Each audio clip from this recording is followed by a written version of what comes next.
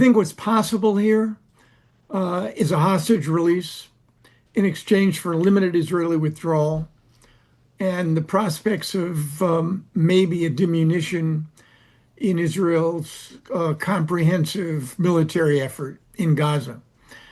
Anything else, international stabilization force, technocratic Palestinian government, taking away Hamas's weapons, decommissioning them, let alone building a bridge to a broader Israeli-Palestinian, I use the word peace agreement, but having negotiated for 20 plus years under Republican and Democratic administrations in this part of the world, peace really is a long way away. But I think we have a better chance than ever now for getting a partial deal. I don't think there's much doubt in my mind. Okay, a partial deal is a partial deal, and for a lot of people, they'll take it.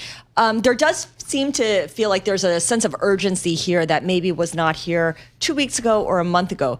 How much do you think that is tied to the president's campaign to win the Nobel Peace Prize, which will be announced on October 10th at the end of this week? Yeah, I mean, whether or not the president, Europeans are going to nominate the president for a Nobel, who knows? I mean, if he could produce an Israeli-Saudi normalization agreement and a regional peace, and ending the war in Gaza would be the first step to that, toward that end, I think he could make a serious bid. Look, it's less than Nobel in the reality. I worked for Democratic and Republican presidents. His relationship with Netanyahu, the pressure that he has placed on an Israeli prime minister is virtually unprecedented. No American president that I ever worked for, Republican or Democrat, ever put the kind of pressure on an Israeli prime minister on an issue that prime minister considered vital to his political survival or to the nation's security, as Benjamin Netanyahu defines it. And Netanyahu has alienated every Republican and Democratic president.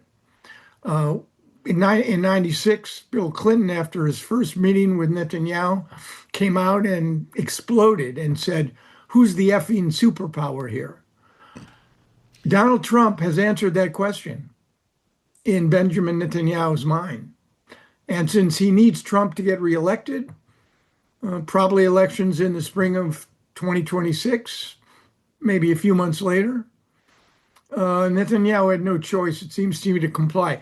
Without Trump, let's be clear, we wouldn't be having this conversation and we wouldn't be as close as we are.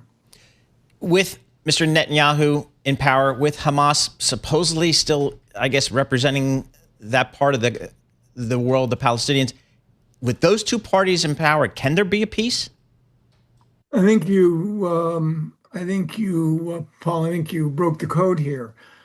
Not if we're talking serious peace as normal humans, the three of us presumably would define the word.